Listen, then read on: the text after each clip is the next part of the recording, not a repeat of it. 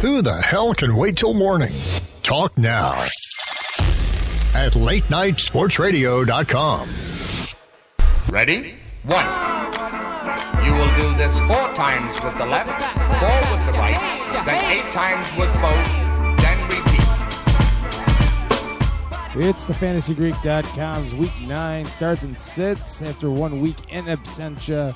We are back, and we are going to try to blow through this as faster than you ever have seen as we wait out the World Series Game 7 rain delay with both the Indians and the Cubs tied at 6 apiece. So without further delay, we're going to get right into it, and we're going to talk right to... Oh, by the way, I'm joined by Jim Sarantias from the fantasygreek.com. Jim, how are you today? Keith, I'm doing well, but this has got to be the most stressful evening I've had in a long time. Oh, Cubs fans and Indians fans, a lot of hand-wringing and anticipation, and now Mother Nature not playing nice. So, what's another hour or two for these two ball clubs, right? It's only been 108 years. So yeah. All right. So without further ado, let's talk about the Thursday night game: the Atlanta Falcons at the Tampa Bay Buccaneers. The Falcons with a lights-out offense this year, much better than anybody probably could have predicted. Matt Ryan has been lights out. The passing game has been lights out. They're running for 100 yards a game. Tampa Bay, on the other hand, highly inconsistent this year. The Falcons just, to me, have the better team. I'm going to take the Falcons on the road. I'm going to take the Falcons as well. This is one of these games for all the fantasy football players out there. Both these defenses, they're struggling against all the positions. What I suggest you do if you're listening to the show, you come out to the site, and either on the homepage or on the analytics page, which you'll see noted on the main navigation bar, go to the shootout report, and that'll give you both sort of the predictions in terms of the favorite team, the underdog, as well as fantasy points allowed, or some people like to refer to as defense against the points per the positions. And you'll see that these are favorable matchups for these two teams, and you've got to get most of the players started in this game. The quarterbacks are must-starts. Devonta Freeman is obviously a must-start. I really like Antone Smith because he's one of the few waiver wire running backs that is guaranteed to start in a favorable matchup. And last week when he was called to fill in for Jacquizz Rodgers, boy, he outplayed Peyton Barber. That suggests he will do the same because he's very familiar with Dirk Cutter's offense based on their time with the Falcons. Obviously, Julio Jones, Mike Evans, Mohamed Sanu again is a wide receiver 3 flex play in this game. Cameron Brate is a guy that you can stream this week, 40 yards, and you're hoping for a TD. And I actually like Austin Hooper here. I know he's a rookie and he's filling in for Jacob Tamme. The Falcons are giving up roughly an average of 60 yards per week to the position. But what's great about him is he's a big guy, and Matt Ryan's going to go to him in the red zone. I like him for a touchdown this week. But like you, Keith, I'm taking the Falcons on the road. The Pittsburgh Steelers travel to the Baltimore Ravens in an AFC North. Black and blue beat each other up in bloody kind of a game. The Steelers hoping to get Ben Roethlisberger back. He was a limited participant in practice today. Looks like he may be on track to play, and let's just be honest, they don't want Landry Jones under center for this game at all if it's at all avoidable. Looking at how the teams match up, again, Baltimore still trying to find its feet with the new offensive coordinator in the wake of the Mark Trestman firing a couple weeks ago. Pittsburgh, to me, is out for blood. That usually you throw out the records and everything like that, and because this is the division game, I'm going to go off and say with Ben not being at 100%, I'm going to take the Ravens at home. Keith, I'm going to do the same, and that's very gutsy on your part because everybody's inclination is to go with the Steelers, especially with Ben Roethlisberger coming back. But because it's a division game and it's the first one of the regular season, I mean, these guys are going to go at each other, and I think it's going to be a defensive battle as it ends up. So Ben Roethlisberger, while at QB1, I mean, at best, I think he's going to get you a couple of TDs and a few hundred yards passing. You start Le'Veon Bell because he's really this offense. And Antonio Brown, you make him a start. With regards to the remainder of the Pittsburgh fantasy players, I really am not liking any of them. Jesse James, I'm not liking Sammy Coates with the hand issue. Flip it over to the Ravens. And outside of Terrence West, Terrence West is a must-start against a fantasy defense giving up top 5 fantasy points to the position. I know he was a dud last week, but this week you start him, and you should expect big things. But everybody else, except maybe Dennis Pitta, Steelers, they're really tough against the pass. I would probably pass on everybody from Joe Flacco to Steve Smith if he's active to Mike Wallace and give Dennis Pitta a start just because he'll get you 60 to 80 no matter what happens. But I'm going to take the Ravens at home in this one in a defensive battle, as you've suggested. The Dallas Cowboys at the Cleveland Browns. There's no analysis here. Browns are just atrocious on offense. They're giving up $143 on the ground. Ezekiel Elliott is a beast. I'm going to take the Cowboys. And I think what you meant to say, they're atrocious on defense. Yeah, that's what I thought. Yeah, that's what I said.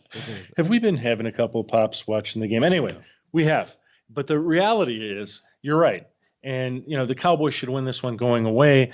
And the thing is, you start all these Cowboys, right? Ezekiel Elliott is the number one fantasy play, I think, this week among non-quarterbacks.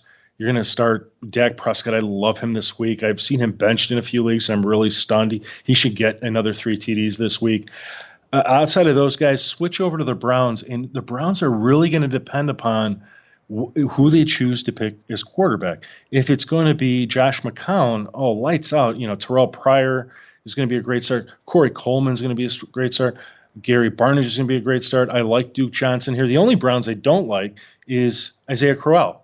The Cowboys have been really tough against the position. I have it noted in our starts and sits on the fantasygreek.com for running backs. And the statistics really cut against him, so I would avoid him if at all possible. Now, if they decide to go to Cody Kessler, then really the only guy I really like is Terrell Pryor. Outside of that, this is another game which should be pretty high scoring, but I'm going to take the Cowboys as well on the road.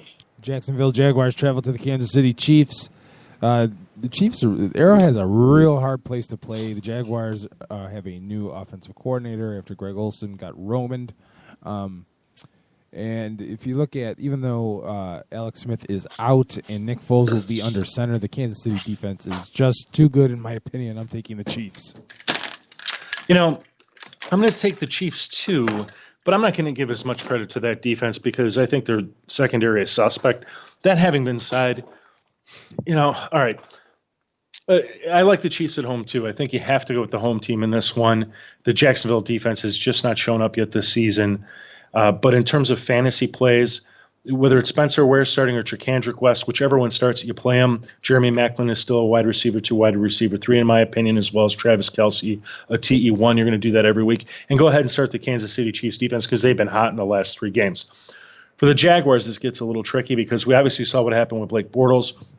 Great fantasy play last week, but most of that, people say it was in garbage time, and really it was when they were playing to prevent defense and just, they just didn't want to let them get near taking over the game.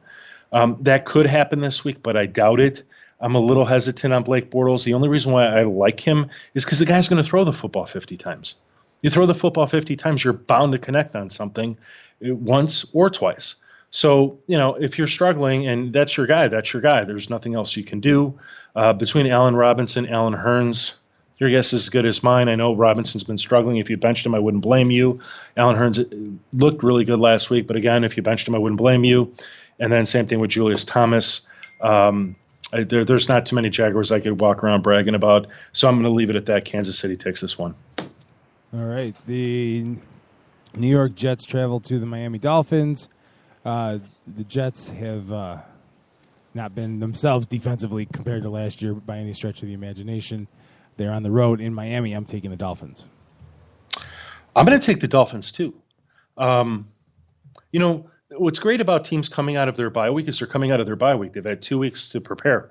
So if they actually do lose this game, shame on them. It shouldn't happen, especially against a Jets team, which defensively has been struggling the last several weeks, especially in the passing game. So from the Miami Dolphins perspective, you have to love Jarvis Landry. You can look at Kenny Stills and Devontae Parker, wide receiver 3s and flex plays this week. J.J.'s got a little bit of a tougher matchup as the Jets. Their rush defense has been good, generally speaking, but they've had a couple games they faltered. And if they're going to throw J.J. the football, I think he's going to be a great play this week. I would keep him active. I'd even consider the Miami defense if you're really desperate in a deeper 14 or 16 team league and people have doubled up on their defenses and there's just nothing out there. Don't be hesitant to play him if you have to. Ryan Tannehill is definitely a streaming option. Some people have him ranked as high as number 8 amongst all quarterbacks. I don't know that I'd go that high, but I might consider playing him ahead of a Derek Carr who has a much tougher matchup that we'll discuss shortly against the Broncos. Flip it over to the Jets side. Matt Forte, treat him at least as an RB2, so you keep him active if you can. I like Brandon Marshall this week. I like Quincy Enunwa to remain as a wide receiver 3 in a flex play. And when you flip it over to Ryan Fitzpatrick, you can stream him if you have to, but it's a high-risk play because you know what? The guy just hasn't paid off, so I'll leave it at that. Miami at home. Detroit travels to Minnesota. Minnesota coming off a shocking Monday Night Football loss to the Chicago Bears, and ended up with Norv Turner announcing he's stepping down as offensive coordinator. The defense has shown some major holes the last 2 weeks. Vulnerability. Shouldn't say holes. Some vulnerability. The Lions' offense have been okay, 23 points per game. A pass-heavy offense, we understand this. The Vikings on defense, passing defense, only allowing just over 200 yards per game. Only allowing 15 points per game on average, even though they gave up 20 to the Bears. I think this is a bounce-back game for the defense, and even though the offense might still be a question mark, I'm going to take the Vikings at home. Okay, so everybody is panicking about the Vikings right now because of them losing the last 2 games and sort of how they've played. But people need to remember this is still the same Vikings team. They've had some injuries on their offensive line, which is disconcerting, which is amazing to me that Norv Turner stepped down, even though he may have been sort of quietly asked to step down, because now either the offensive line coach or one of the other offensive coaches suddenly becomes coordinator when it's the offensive line that really is creating some problems for Sam Bradford, being under pressure and duress in such a game. That having been said, the Detroit Lions have a terrible defense.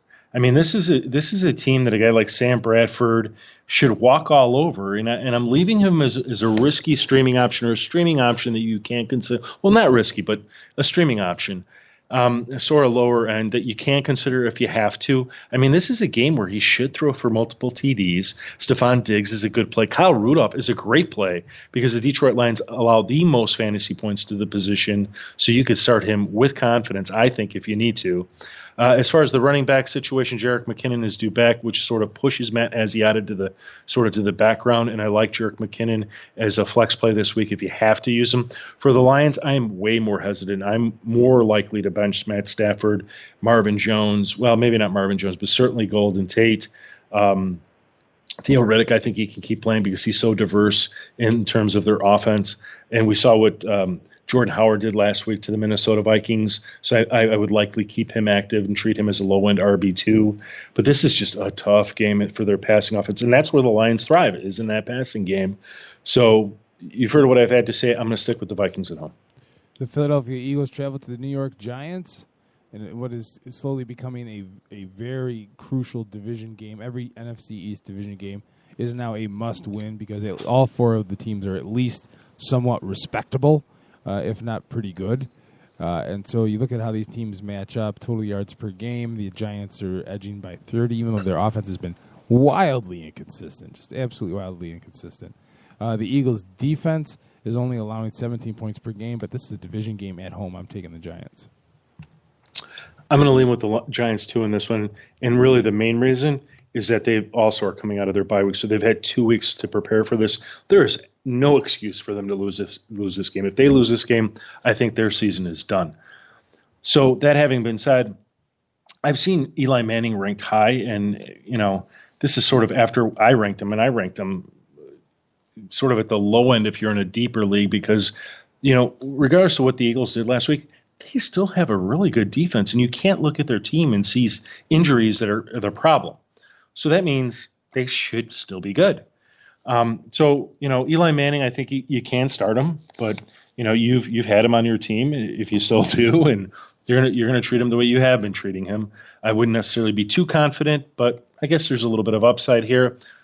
Look at your second option. If they have a better matchup, I would go with them. Odell Beckham Jr. is likely the best fantasy play on this team. I would avoid Rashad Jennings. Paul Perkins, I would monitor him because. And I'm shocked that we haven't heard more news about him. He was so good in his limited action a couple weeks ago. I don't know why the Giants just don't move on to him and give the young kid a real true break because, really, he's an explosive player. Flip it over to the Eagles.